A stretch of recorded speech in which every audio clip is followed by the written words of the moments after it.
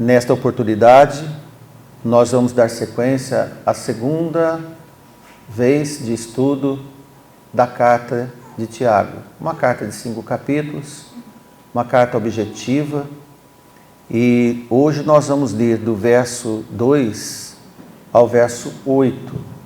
Todos abriram? Podemos ler? Amém. Amém? Leitura. Meus irmãos, tende grande alegria quando enfrentardes várias tentações, sabendo que a prova da vossa fé opera paciência. Tenha, porém, a paciência, sua obra perfeita, para que sejais perfeitos e completos, sem faltar em coisa alguma. E se algum de vós tem falta de sabedoria, peça a Deus, que a todos dá liberalmente, e o não lança em rosto, e ser-lhe-á dada. Peça, porém, com fé, em nada duvidando, porque o que duvida é semelhante à onda do mar, que é levada pelo vento, e é lançada de uma para outra parte. Não pense tal homem que receberá do Senhor alguma coisa.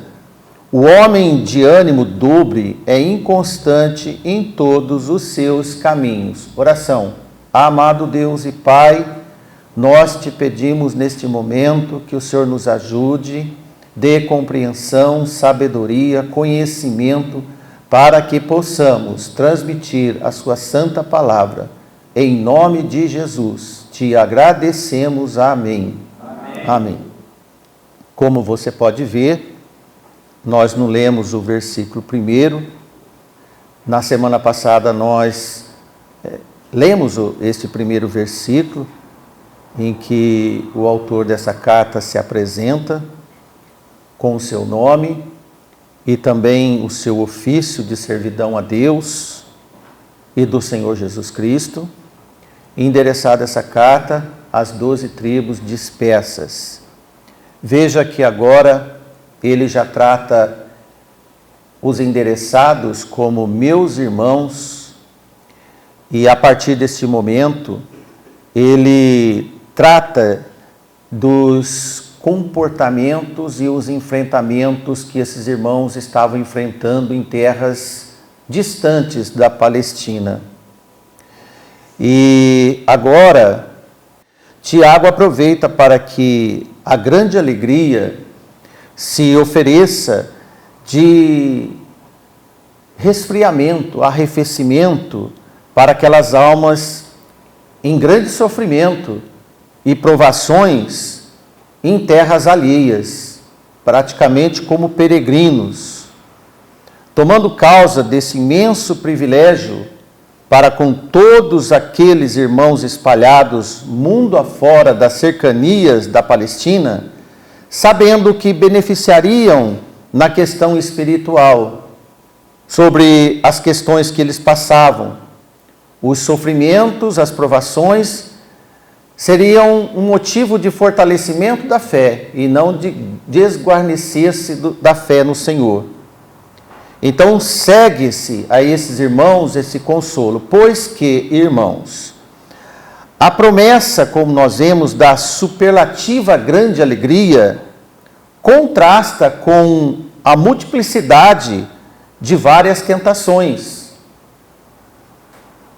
Diante dessa situação e dessa realidade, pode haver 2 rumos.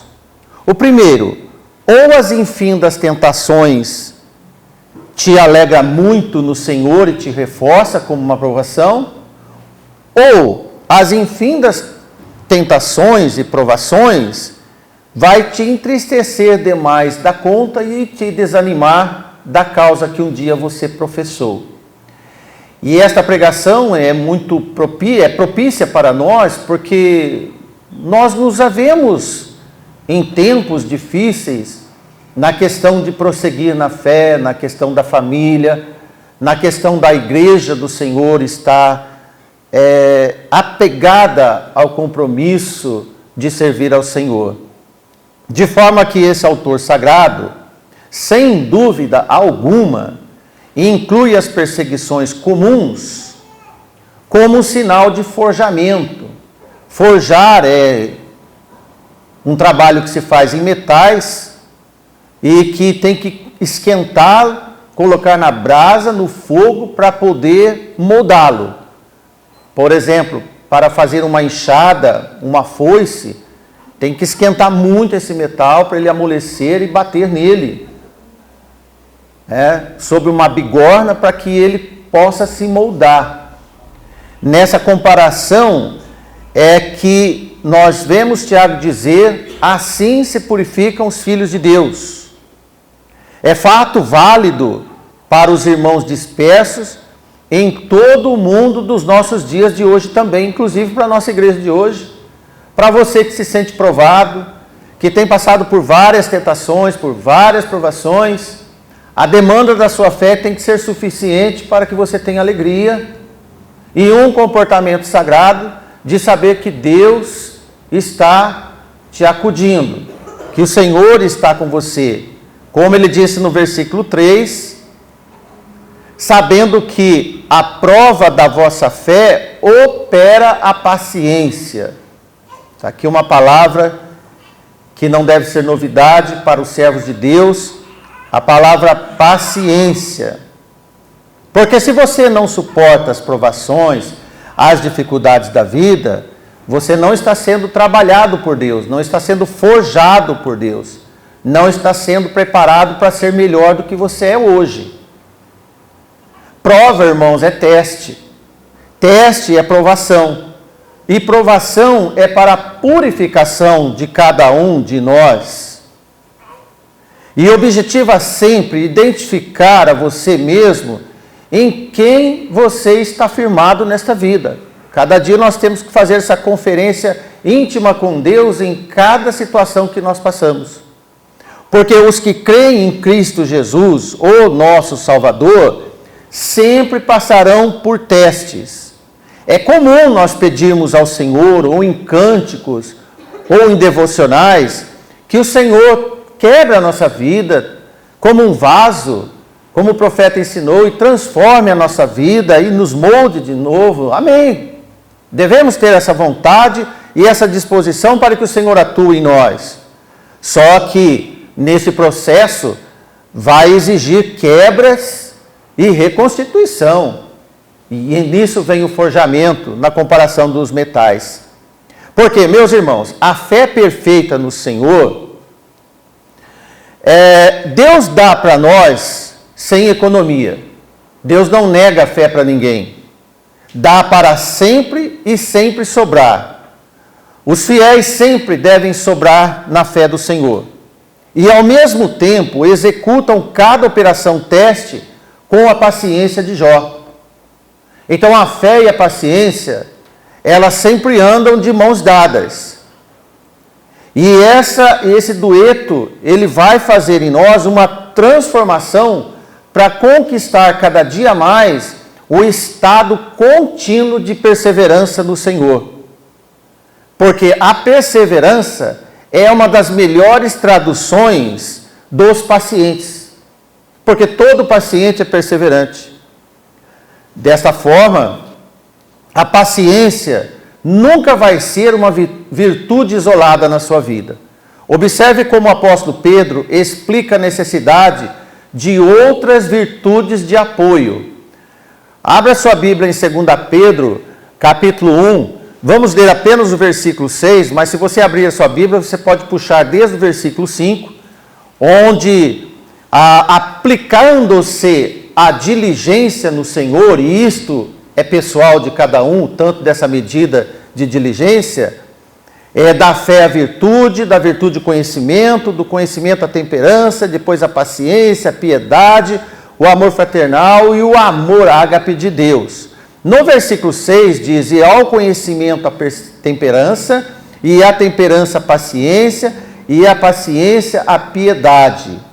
Observe e note que há uma evolução do caráter através de uma composição destas virtudes escalonadas, que nos permitem realizar os nossos propósitos espirituais ao longo de uma maturidade diligente através das operações santificadas.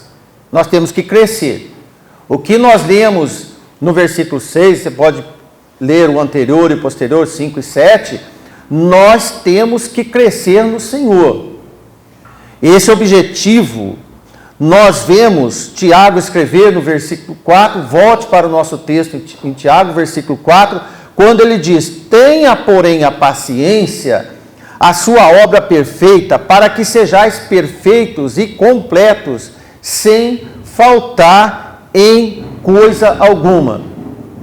Na verdade, Deus não quer em nós o costume das falhas.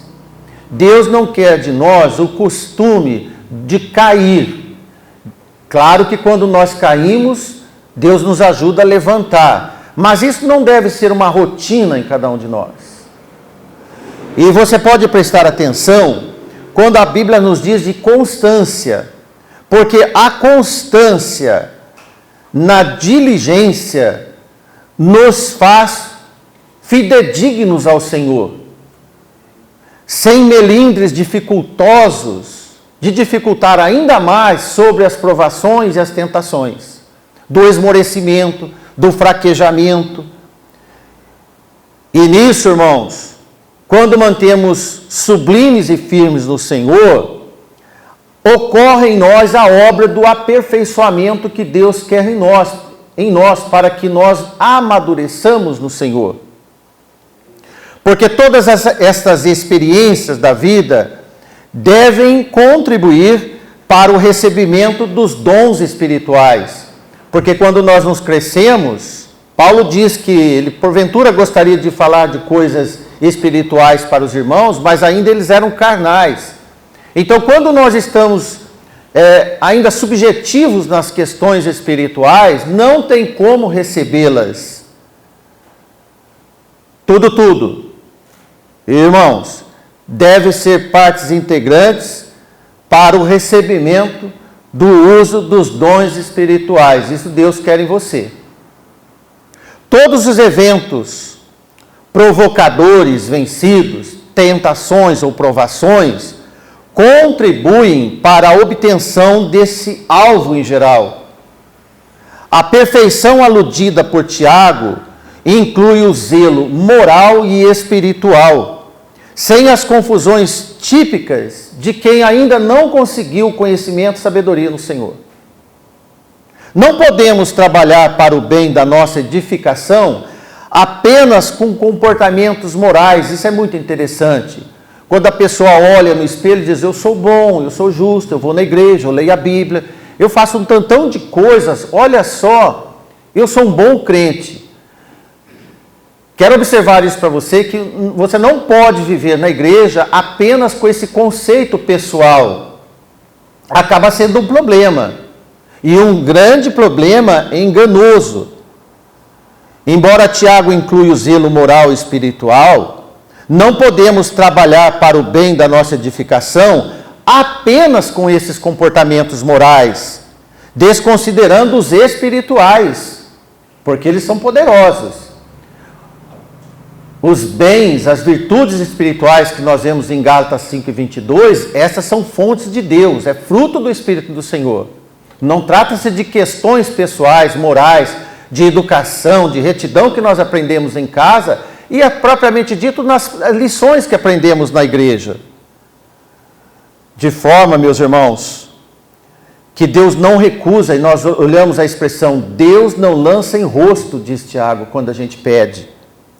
Deus dá sem repreender e sem dar lição de reprimenda em nós, sem dar para depois cobrar. Deus não é um Deus que nos dá, mas depois vai cobrar lá na frente, como ocorre com os homens. Em tudo que eles dão para nós, eles cobram resultados lá na frente. Deus concebe a sabedoria sem cobrar da conduta passada. E Ele quer de nós uma aproximação com Ele. Pelas nossas infindas tolices que um dia nós fizemos, Deus era conta. Por isso, irmãos, que Deus nos permite vir de maneira mais livre, na liberdade de servidão. O culto é voluntário. A expressão do nosso Senhor Jesus em nós, ela é voluntária. porque ela vem do Espírito do Senhor. Amém? Nem sempre temos certeza, quando pedimos um favor de alguém, de que não encontraremos respostas duras. E é assim, a lei é assim. No entanto, temos a certeza de que quando pedimos um favor a Deus, nunca seremos reprovados de maneira insensível ou uma resposta que vai nos destruir ainda mais pelas nossas fraquezas. Notemos que a estrada para a perfeição é pavimentada com tribulações e provações que Deus nos submete. Deus ninguém tenta. Amém? Mas somos provados, somos educados por Ele. E nesta peregrinação, que é o nosso dia a dia, Deus não nos atrapalha em nada. Amém, irmãos? Amém. Ele nos aperfeiçoa. É diferente. Por isso, Tiago expressa em muitas alegrias as provações. Não há como purificar o ouro se não for pelo forno. Não há como forjar o metal se não for pelo fogo. Já falamos 3 vezes. Não há como formar um indivíduo se não for pela disciplina.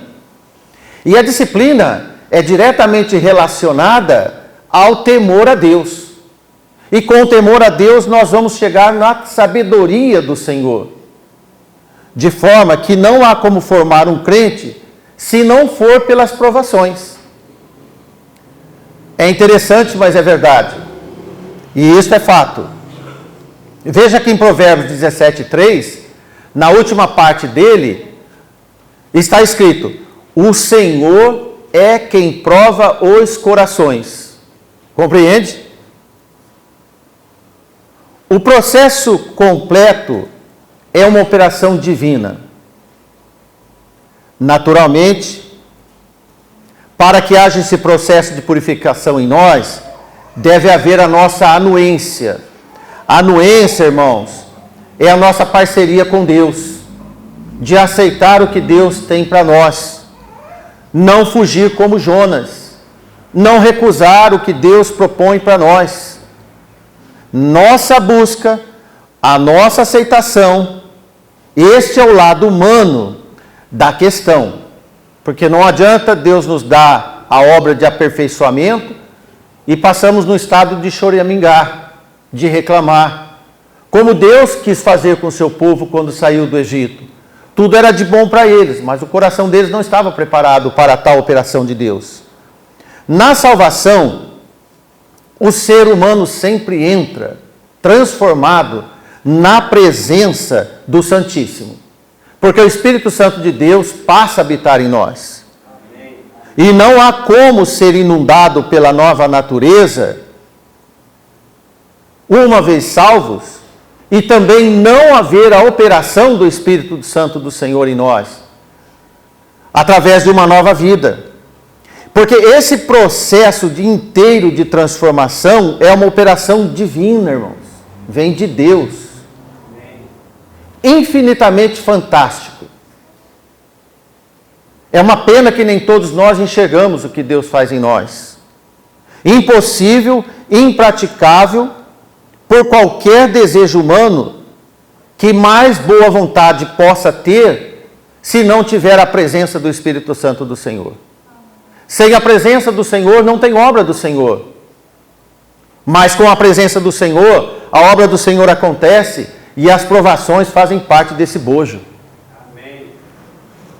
Por isso que no versículo 5 nós lemos: e se algum de vós tem falta de sabedoria, e isto é pessoal e reconhecível de cada um, peça a Deus que a todos dá liberalmente, e o não lance em rosto, e ser-lhe-á dada. Ora, veja bem, ninguém pode dizer que está faltoso de sabedoria porque Deus não lhe deu o que ele gostaria. Na verdade, não é assim. É porque não permitiu o suficiente para que Deus inundasse o coração de sabedoria. E buscasse humildemente. Nos provérbios, como o professor ensina, e é no caso Salomão, sobre a sabedoria, deve haver requisições para adquirir. Pedir a Deus é o primeiro passo. Depois é necessário o exercício da fé para praticar as obras do kit de instrução recebido. Quando nós vamos ler a palavra de Deus, nós recebemos um kit de instrução, que é a própria palavra de Deus. Muitos pedem sabedoria quando ela é iniciada pelo professor, com as suas devidas disciplinas corretivas. Mas nesse início de operação, o ânimo se dobra. Por isso diz de ânimo dobre. Essa expressão ânimo dobre é quando vem as provações, a pessoa arria. Ela se prostra no chão, não para adorar, mas por fraqueza, porque não suporta. Sendo que a palavra de Deus nos ensina que Deus não deixa nós passarmos além da nossa capacidade. Então, tudo que acontece nas nossas vidas, por mais pesado que possamos achar, é a medida que Deus dá para nós nos suportarmos. Amém. Vamos crescer então, né, irmãos? Sabedores dessa condição. Então, nós vamos ver um pouco, bem rápido, sobre a lição de casa que o professor ensina nos livros de Provérbios. Oportunamente está sendo as nossas lições às quintas-feiras. Veja aqui, no livro de Provérbios, ele é um livro dotado de claridade instrutiva para quem quer saber. Desde o seu início, ou seja, infunde sabedoria e discrição dos seus leitores, especialmente no caso dos simples, que estão dispostos a aprender. Quando eu entro numa escola, eu entro disposto a ouvir o que o professor vai dizer. Se eu vou à escola para aprender, eu não vou para ensinar. Quando eu vou ler Provérbios, eu leio no estado de aluno e não de professor. Assim lemos a palavra de Deus. Irmãos, em Provérbios, logo no início de Provérbios, a abertura desse livro da sabedoria do Senhor, nós vemos versículo 1, 2, 3 e 4, primeira leitura, está escrito: Provérbios de Salomão, filho de Davi, rei de Israel. Então, pare um pouco. Nós vamos lembrar que Salomão teve a oportunidade de escolher algumas coisas que Deus poderia dar a ele. E ele pediu sabedoria. E Deus deu a ele sabedoria. Ele poderia ter pedido posses, dinheiro, mas ele pediu sabedoria. E ele diz no versículo 2, 3 e 4: para se conhecer a sabedoria e a instrução, para se entenderem as palavras da prudência. Veja que são 3 paras. Para se receber a instrução do entendimento, a justiça, o juízo e a equidade, o equilíbrio. E para dar aos simples prudência e aos moços conhecimento e discernimento. Assim abre-se o livro. Inicia-se o livro. Lemos no 4º versículo: para dar aos simples prudência e aos jovens conhecimento e bom siso, que é o discernimento. Juízo. É aceito o propósito do livro inteiro: ensinar, corrigir e orientar a todos nesta prática diária da vida. Precisamos de instrução, porque a pura sabedoria sempre vai decorrer do temor a Deus. Irmãos, é algo necessário para a formação de um caráter bem cultivado, bem alimentado. Quando você for ler a palavra do Senhor, você não pode olhar para a palavra do Senhor com negligência. Você tem que encarar como temor, como uma lei santa, por meu bem, no qual eu devo me aplicar toda a minha sujeição e humildade para poder receber. Porque se eu for ler a palavra de Deus arrogante, achando que eu sei um tanto mais do que o próprio instrutor divino, ele não vai te ensinar nada. O Espírito não vai te redarguir em nada. De forma que, irmãos, o livro de Provérbios recomenda a conduta pessoal, além de um direito de bom senso e prudência. Embora o livro de Provérbios seja uma obra, podemos dizer, prática, um livro de obra prática do dia a dia, ensinando como se deve viver diariamente, na sabedoria ensinada, está solidamente escudada sobre o temor a Deus, sempre, em todos os sentidos. Por exemplo, 2 versículos que nós conhecemos. Provérbios 1:7 diz: o temor do Senhor é o princípio do saber. Provérbios 9:10: o temor do Senhor é o princípio da sabedoria. Então não se começa a sabedoria do Senhor para ela entrar no seu coração e haver uma prática, se você não estiver num estado de temor a quem te ensina. Os alunos antigos aqui da igreja lembram como nós íamos para a escola. Nós íamos com temor ao nosso educador, ao nosso professor. Em casa os filhos tinham temor aos pais, então eles aprendiam. Um dos motivos de ninguém aprender nada é porque não há respeito. Se não há respeito, não há conduta. Não há espírito de sujeição para aprender. A lição para nós é que os crentes modernos não podem ler a Bíblia como lê ou como se comporta, às vezes, muitos nas escolas de hoje em dia. É bom orar antes de ler a palavra de Deus, ajoelhar se necessário e pedir a presença do Espírito do Senhor para te poder transformar numa pessoa temerosa as coisas que vão alterar a sua vida, de verdade. Por todo o volume do livro, a honra reverencial ao Senhor está nesses termos do temor.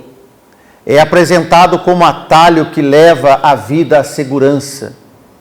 Não apenas os provérbios, mas os salmos, a palavra do Senhor toda. Provérbios 119:38, por exemplo, o escritor desse salmo, ele se revela assim. Ele diz que a palavra dele era dedicada ao temor ao Senhor. Provérbios 119:38. Não, Salmo 119:38, me desculpa. Acho que eu nem passei esse versículo para o irmão Davi. Mas o que você pode conferir na sua Bíblia, ele se expressa que as suas palavras eram uma dedicação do temor a Deus. Eu chamo a atenção de você, meu irmão, minha irmã, que está prestando atenção, é que se as nossas palavras é uma dedicação de temor ao Senhor, porque nós lemos essa fonte e agora nós estamos transmitindo.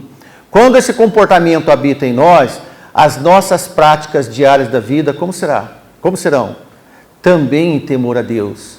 Nós só andamos em temor a Deus quando nós aprendemos a palavra de Deus em temor. Amém. Por isso nós nos tornamos práticos sábios do Senhor neste mundo. Amém. E Deus muda as nossas vidas. Quando alguém se garante, essa expressão alguém se garante, ele está nos seus termos apenas e não em honra ou temor a Deus. Isto é, como nós lemos, se estriba em si mesmo, porque estribar é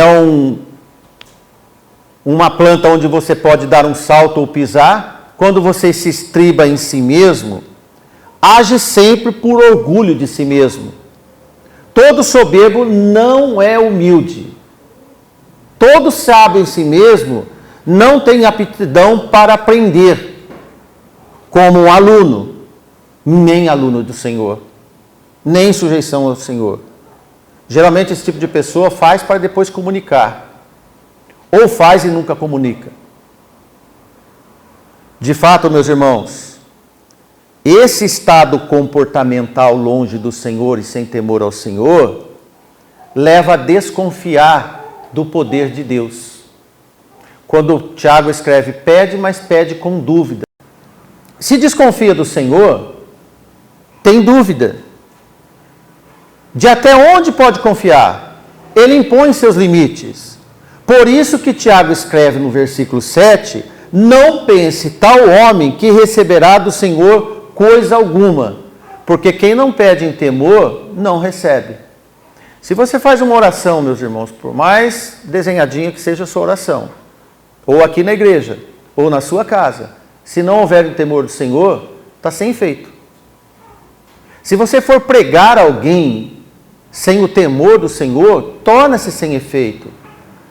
E este comportamento, quando existe, as pessoas tornam-se inconstantes. Já percebeu por que então? Compreende então por que as pessoas são inconstantes nos seus caminhos? Todo constante em seus caminhos torna-se aventureiro. Nós somos peregrinos, não aventureiros. Nós não somos aventureiros nesse mundo. E nisso bate as incertezas. Por isso, Tiago coloca a alusão ao vento e às ondas. Ao vento e às ondas. E ele diz, essas pessoas são como o vento, como as ondas. Como que a onda faz para quem já foi no litoral, foi no mar, principalmente se tiver uma pedra? A onda bate e volta, bate e volta. Não é assim? O vento também, ele vem, você não sabe de onde vem, mas ele também não faz sentido nenhum. Mas nunca chega a lugar nenhum. Assim são as ondas. São pessoas inconstantes, pessoas instáveis, prometem muito empenho como as ondas e o vento, como o barulho do vento e o barulho das ondas, para depois nada efetivar. Muita promessa e pouca efetivação. Tiago escreve que não recebem nada do Senhor, embora tenham vontade de agir no Senhor. Tem vontade. Quem tem vontade, mas não tem fé e pede com dúvida, comporta-se como o vento e como ondas do mar.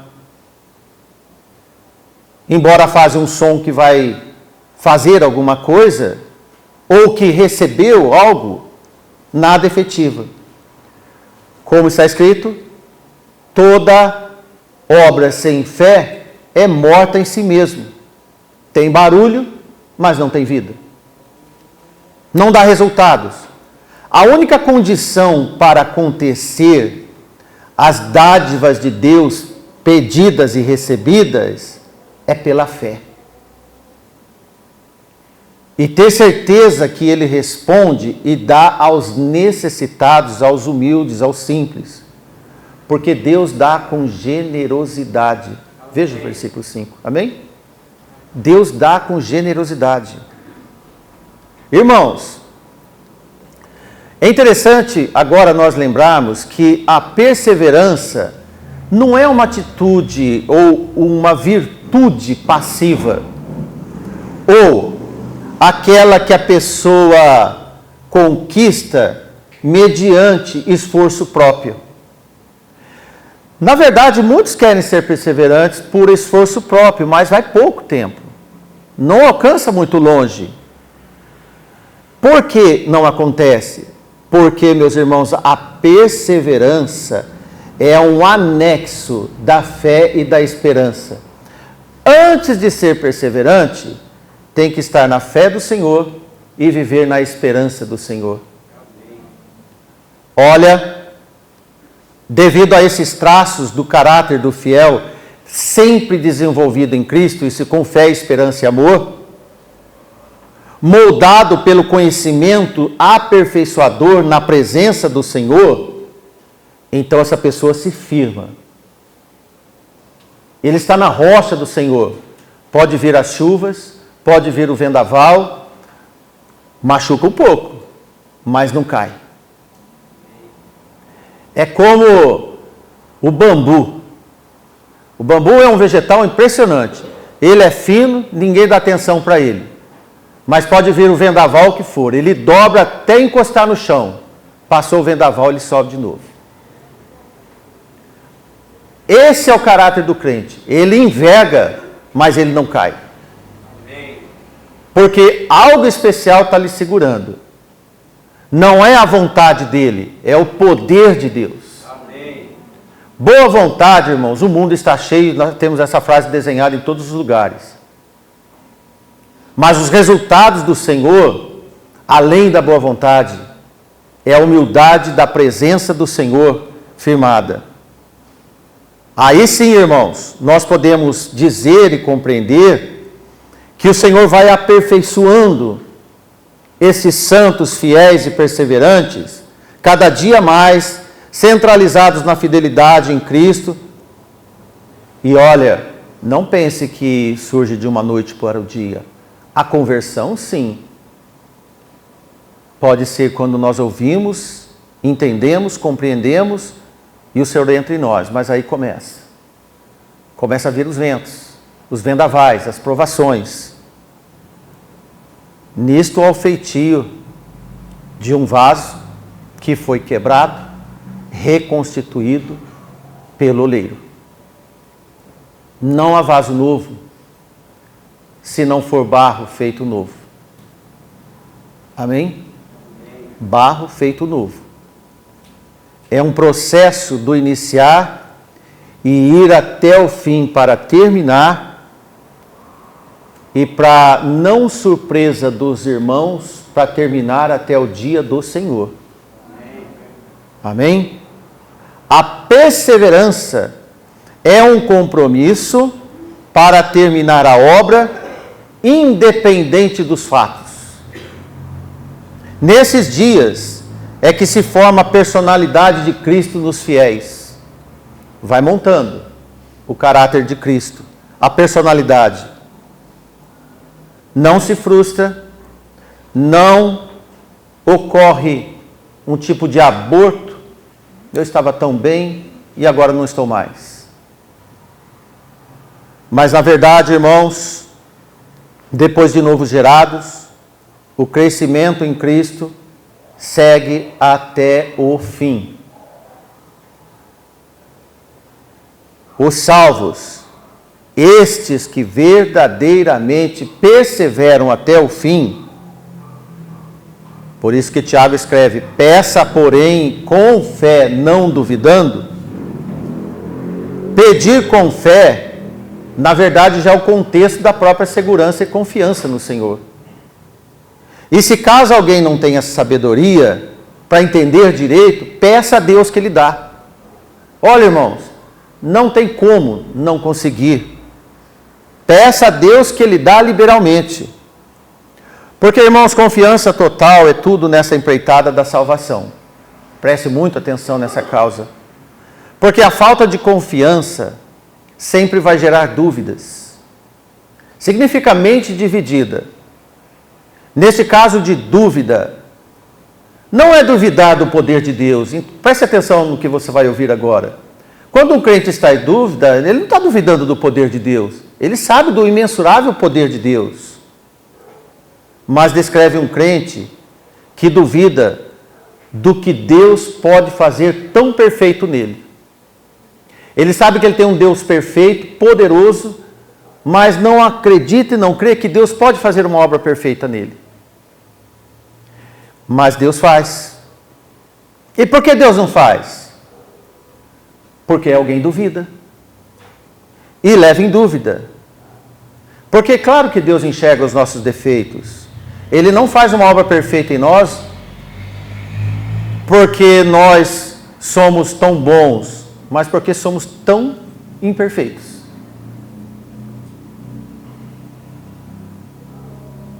Agora, irmãos, isto são barreiras humanas, porque essas barreiras humanas ocorrem muito, permitindo um estado de decepção espiritual por pouca fé. Nós temos vários exemplos de homens de pouca fé na Bíblia. Pedro se comportou como um homem de pouca fé. E ele se decepcionou. Voluntariedade não faltava nele. Vontade não faltava de encontrar Jesus e andar sobre o mar. Mas faltou fé. Desta forma, esta é a razão pela qual Tiago acrescenta a ideia de onda novamente. Porque na prática é como uma onda que joga de um lado para o outro e depois é levada pelo vento. Uma mente que tem dúvidas balança por todas as direções. Pessoas inseguras geralmente são fracas. Hesitam sempre, não tomam decisões, perdem oportunidades, deixando que o coração estipula o seu rumo. São pessoas emotivas, trabalham com o coração e não deixam o Senhor agir de verdade, deixando de lado as oportunidades que Deus apontou, estava apontando, porque não teve fé para enxergar para o seu crescimento, para a sua santificação e, como nós vemos, pelo próprio arrefecimento, o refrigério do Senhor. Veja Efésios 4:12. Querendo o aperfeiçoamento dos santos para a obra do ministério, para a edificação do corpo de Cristo. Estamos diante de Efésios capítulo 4, versículo 12, o bem-querer de Deus em cada um de nós. Deus quer isso em nós. Olha, irmãos, sinceramente, se Deus quer alguma coisa de nós, qual o impedimento que Ele coloca para que a operação dele ocorra em nós? Nenhuma. Nós podemos ser impedidores da obra perfeita de Deus em nós. E volto a trazer para os irmãos, e preste atenção, Tiago não escreve que basta a pessoa interessada dar consentimento intelectual ou visando receber uma bênção especial de Deus, como muitos andam espalhando esses falsos milagres por aí. Tão pouco se refere à fé como um sentimento emocional. Fé não é sentimento emocional. Nada dessas coisas de religiões populares apenas para atender o desejo imediato dos religiosos e dos seguidores das suas religiões. Veja bem, meus irmãos, nossa vida é uma vida em esperança. Esperar é um ato de aguardar. E de forma que o crente que pede com confiança não determina como Deus vai responder e nem quando Deus vai agir. Ele sabe que Deus vai fazer o melhor. Esse conceito é importante. Isso é pedir com fé, não duvidando. Pois quem pede questionando, não espera receber do Senhor coisa alguma. E para resolver essas questões, aparecem as religiões práticas, descaracterizadas de fé e de um comportamento santo, inclusive. Todos esses ensinos são úteis para não incentivar os crentes a se enfiarem e se atolarem em dúvidas. Jesus não morreu na cruz para nós termos um ministério de dúvidas, mas de conhecimento do santo. Uma vida certa, equilibrada, bem certo estou. Bem certo você deve estar do Deus que você tem. Mas, irmãos, nas profundezas dos corações dos homens, para ressoar corações emotivos e carregados de incertezas, é o que anda acontecendo. Espero que isso não aconteça na sua vida, porque esse não é o evangelho que o Senhor pregou. Porquanto Tiago incentiva os irmãos a serem fiéis. Fé e fidelidade absoluta a Deus, sem as variâncias das emoções e sentimentos repentinos, que corroboram mais com ondas de mar e ventos, a eficácia do poder de Deus, da majestade de Deus em cada um de nós. Que Deus nos abençoe.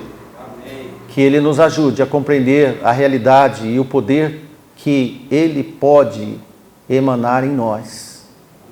Amém?